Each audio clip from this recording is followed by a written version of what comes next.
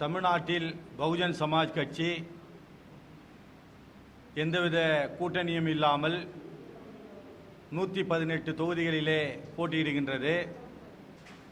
அந்த 118 தொகுதிகளிலும் பார்த்தீர்கள் என்றால் எந்த ஒரு நபருக்கும் போட்டியிடுகின்ற நபர் எந்த ஒரு நபருக்கும் ஒரு சிறு வழக்கு கூட இல்லாதவர்களுக்கு மட்டும்தான் தமிழகத்திலே வாய்ப்பு வழங்கப்பட்டிருக்கின்றது. அப்படி சிறு சிறு வழக்குகள், அதாவது ஒரு சாதாரணமாக போக்குவரத்து சிக்னலிலே ஒரு தண்டனை பணம் பெற்றிருந்தால் கூட எங்கள் கட்சி அவர்களுக்கு சீட்டை ஒதுக்கவில்லை. அப்படி சிறு சிறு வழக்குகள் இருப்பவர்களும் போட்டியிடலாம் என்று எங்கள் கட்சியுடைய கொள்கை இருந்திருந்தால் 234 தொகுதியிலும் நாங்கள் போட்டியிட்டிருப்போம். தற்பொழுது பெரும்பான்மையான தொகுதி, அதாவது ஒரு சட்டசபையிலே பெரும்பான்மை விட அதிகமான தொகுதிகளிலே நாங்கள் போட்டியிடுகின்றோம். குறிப்பாக பகுஜன் சமாஜ் கட்சி என்பது இந்தியாவிலே பாபா சாஹிப் அம்பேத்கருடைய பெயரை சொல்லியும் கன்சிராம் ஐயா அவர்கள் தத்துவத்தின் பேரிலும் உத்தரப்பிரதேசத்திலே 4 முறை ஆட்சி அமைத்து பெகன் குமாரி மாயாவதிஜி அவர்கள் தொடர்ந்து இந்த இயக்கத்தை கட்டுக்கோப்பாக நடத்தி வருகின்றார். அப்படி இருக்கையிலே நம்முடைய முன்னாள் தலைவர், சமத்துவ தலைவர் அண்ணன் நாம்சாங் அவர்கள் படுகொலை செய்யப்பட்ட போது இங்கு வந்த பெகன் குமாரி மாயாவதிஜி அவர்கள் இந்த வழக்கிற்கு, இந்த கொலைக்கு, இந்த படுகொலைக்கு மாநில அரசாங்கத்திற்கு தொடர்பில்லை என்றால் இந்த வழக்கை சிபிஐயிடம் ஒப்படைத்து விடுங்கள் என்று தெளிவாக சொன்னார். ஆனால் மாநில அரசாங்கம் உயர்நீதிமன்றம் உத்தரவிட்ட பொழுதும் சிபிஐக்கு மாற்ற வேண்டும் என்று சொன்ன பொழுதும் தொடர்ந்து 2 முறை உச்சநீதிமன்றத்திலே மனுக்கள் தள்ளுபடி செய்யப்பட்டு மேல்முறையீடு, சிபிஐ விசாரிக்காமல் மாநில அரசாங்கமே விசாரிக்க வேண்டும் என்று மேல்முறையீடு தள்ளுபடி செய்யப்பட்ட பிறகு 3வது முறை ஒரு இடைக்கால தடையை பெற்று இந்த வழக்கை நாங்களே விசாரித்துக் கொள்கின்றோம் என்று வந்திருக்கின்றார்கள். உதாரணத்துக்கு அஜித் குமார் என்ற ஒரு காவலாளி இறந்த பொழுது அந்த காவலாளி குடும்பத்திலே நம்முடைய தமிழக முதல்வரால் அவரிடம் வருத்தம் தெரிவித்துவிட்டு வழக்கை உடனடியாக சிபிஐக்கு மாற்றிய, அதேபோல் ஒரு மாநில தலைவர், ஒரு தேசிய கட்சியுடைய மாநில தலைவர் வீட்டு வாசலிலே, முதலமைச்சருடைய தொகுதியின் வீட்டு வாசலிலே படுகொலை செய்யப்படுகின்றார் என்றால் இங்கு சட்டம் ஒழுங்கு பிரச்சனை என்னவாக இருக்கின்றது என்பதை எல்லாராலும் உணர முடிகின்றது. அந்த வழக்கை பொறுத்தவரை அஜித்குமார் அவர்கள் வழக்கில் காவல்துறையினர் சிக்கியிருக்கின்றார்கள், அவர்களுக்கு எந்த பிரச்சனை வந்தாலும் பரவாயில்லை என்று அதை சிபிஐக்கு மாற்றியவர்கள். இந்த வழக்கிலே முக்கியமான அரசியல் புள்ளிகள் இருக்கின்றார்கள், அவர்கள் கைது செய்யப்பட்டு பல கட்சிகளுக்கு பிரச்சனை ஏற்பட்டுவிடும் என்ற ஒரே காரணத்துக்காக சிபிஐக்கு அனுப்பாமல் தாங்களே விசாரணை செய்கின்றேன் என்று உச்சநீதிமன்றமும் உயர்நீதிமன்றமும் உத்தரவு கொடுத்த பிறகு கூட 48 நாட்கள் எந்த விதமான வழக்குக்கும் அனுப்பவில்லை, எந்த விதமான கோப்புகளையும் சிபிஐ ஒப்படைக்கவில்லை. அது ஒரு புறம் இருக்க, தலைவருடைய செயல்பாடு மாற்று சிந்தனை அரசியலை சிந்தித்தார். அதாவது இந்த திராவிட மாடல்களுக்கு எதிராக ஜெய்பீம் மாடல் என்ற ஒரு மாடலை உருவாக்கிய எங்கள் சமத்துவ தலைவர் தென்னாட்டு அம்பேத்கர் அண்ணன் நாம்சாங் அவர்களுடைய அந்த கொள்கையிலே இந்த பகுஜன் சமாஜ் கட்சி இன்றும் தமிழ்நாட்டில் தொடர்ந்து செயல்பட்டு வருகின்றது. அந்த அடிப்படையிலே பார்த்தீர்கள் என்றால் பகுஜன் சமாஜ் கட்சியுடைய கொள்கை, அதாவது ஆரம்ப காலகட்டத்திலே இருந்தே 1924ஆம் ஆண்டு கம்யூனிஸ்ட் கட்சி காங்கிரஸிலிருந்து பிரிந்து ஆரம்பிக்கப்பட்டது. அதே போன்று 1925 ஆர்எஸ்எஸ் காங்கிரஸிலிருந்து பிரிந்து ஆரம்பிக்கப்பட்டது. 1950 வாக்கிலே ஜனசங்கம் என்ற ஒரு கட்சி ஆரம்பிக்கப்பட்டது. ஜனசங்கத்திலிருந்து ஜனதா கட்சி வந்தது. ஜனதா கட்சியிலிருந்து 1980 வாக்கிலே பாரதிய ஜனதா கட்சி வந்தது. ஆக மொத்தம் பார்க்க போனால் அனைவரும் காங்கிரசுடைய குழந்தைகள், சகோதரர்கள், கொள்ளு பேரன்கள் அப்படி என்று வந்தார்கள். பெரியார் காங்கிரஸில் இருந்தார், பின்பு தன்னுடைய இயக்கமான நீதி கட்சிக்கு மாறினார். நீதி கட்சியிலிருந்து திராவிட கழகத்திற்கு அவர் ஏற்படுத்தினார். திராவிட கழகத்திற்கு பிறகு திராவிட முன்னேற்ற கழகம், திராவிட முன்னேற்ற கழகத்திற்கு பிறகு அண்ணா திராவிட முன்னேற்ற கழகம், அண்ணா திராவிட முன்னேற்றத்துக்கு கழக பிறகு மதிமுக என்று மறுமலர்ச்சி திராவிட முன்னேற்ற கழகம், இவர்கள் எல்லாமே காங்கிரஸில் இருந்து பிறந்த குழந்தைகளாகத்தான் இருக்கின்றார்கள்.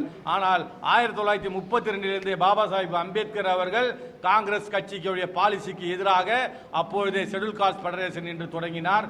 டிப்ரெஸ்ட் கிளாஸ் பீப்புளுக்காக வட்டமேஜை மாநாட்டிலே பேசினார். இங்கு காங்கிரஸை சார்ந்த இந்த பிஜேபி, ஆர்எஸ்எஸ், அதிமுக, திமுக இவர்கள் எல்லாம் ஒரு அணியிலும் பாபா சாஹிப் அம்பேத்கருடைய கொள்கையை கொண்ட எங்களுடைய பகுஜன் சமாஜ் கட்சி இந்தியாவிலே பாபா சாஹிப் அம்பேத்கரை சொல்லி, அம்பேத்கருடைய கொள்கைகளை சொல்லி 4 முறை தமிழ்நாட்டை போன்று 2 மடங்கு பெரிய மாநிலமான உத்தரப்பிரதேசிலே 4 முறை ஆட்சி அமைத்திருக்கின்றோம். பல மெம்பர் ஆஃப் பார்லிமெண்ட்டுகளை கொண்டிருக்கின்றது.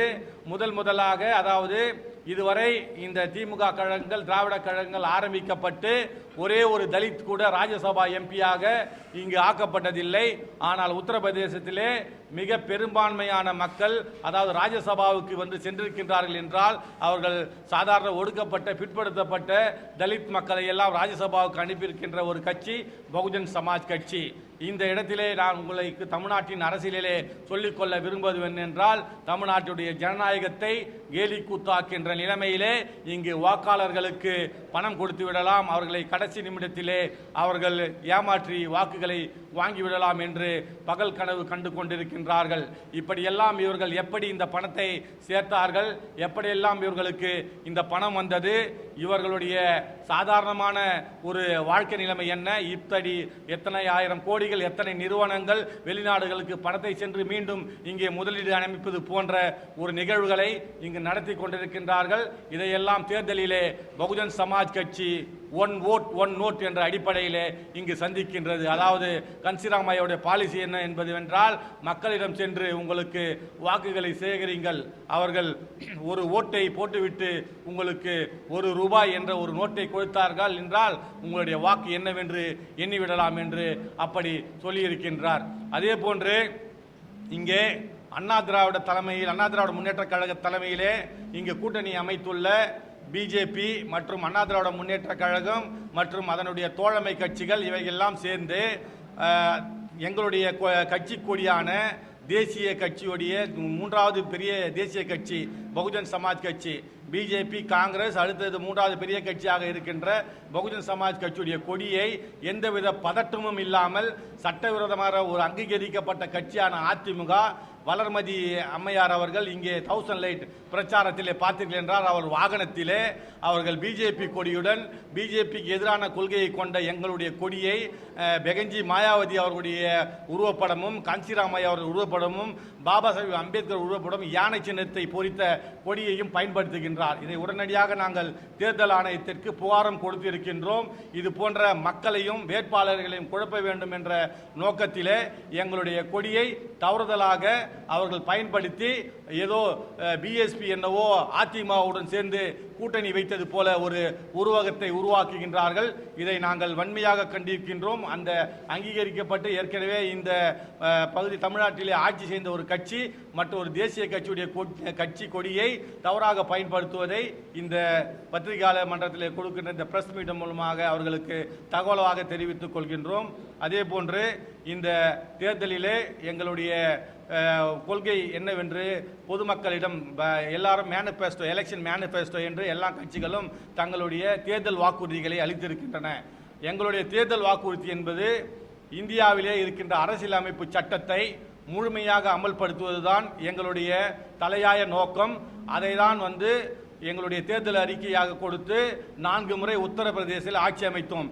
ஏன் அப்படி அரசியலமைப்பு சட்டத்தை நாங்கள் அமல்படுத்த வேண்டும் என்று சொல்லுகின்றோம் என்றால், அரசியலமைப்பு சட்டத்திலே சொல்லுகின்ற வார்த்தைகளை பாபா சாஹிப் அம்பேத்கர் அவர்கள் 25 ஆண்டு காலத்துக்குள் இந்த அரசியலமைப்பு சட்டத்தை அமல்படுத்திவிட்டால் அனைத்து மக்களும் அனைத்து நலன்களும் கிடைத்துவிடும் என்றார். இங்கே ஆடு கொடுப்பது, மாடு கொடுப்பது, குக்கர் கொடுப்பது, கோழி கொடுப்பது, ஃப்ரிட்ஜ் கொடுப்பது, வாஷிங் மிஷின் கொடுப்பது, மக்களுக்கு 5000 ரூபாய் பணம் கொடுப்பது, இப்படியெல்லாம் இங்கு ஸ்கீமை வைக்கின்றார்களே, இவை அனைத்துமே அரசியலமைப்பு சட்டத்திலே உள்ள இந்த உங்களுடைய இந்த அரசியலமைப்பு சட்டத்தை அமல்படுத்திவிட்டால் இந்த மக்களுக்கு தானாகவே கிடைத்துவிடும் என்று பாபா பாபா சாஹேப் அம்பேத்கர் அவர்கள் சொன்னார். ஆகையால் தான் பகுஜன் சமாஜ் கட்சி தனிப்பட்ட முறையிலே தேர்தல் அறிக்கையை வெளியிட்டு தேர்தல் வாக்குறுதிகளை தருவதில்லை.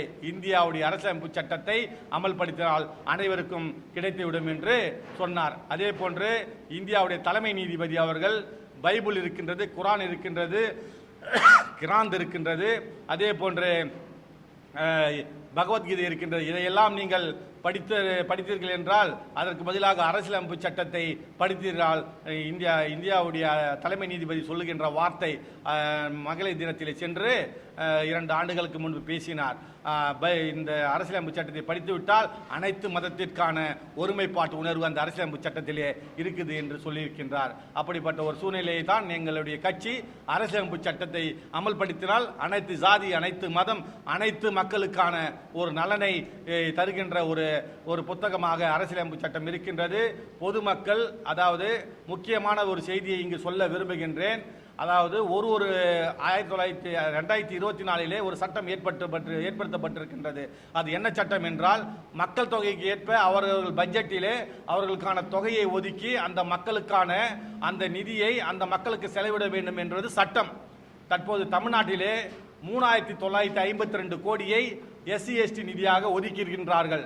ஆனால் 4,28,000 கோடி இந்த ஆண்டின் பட்ஜெட் என்றால் 1,08,000 கோடியை ஒதுக்கியிருக்க வேண்டும். சட்டத்தையும் ஏற்படுத்திவிட்டு ஒரு ஆளுகின்ற அரசாங்கமே சட்டத்தை மீறுவது.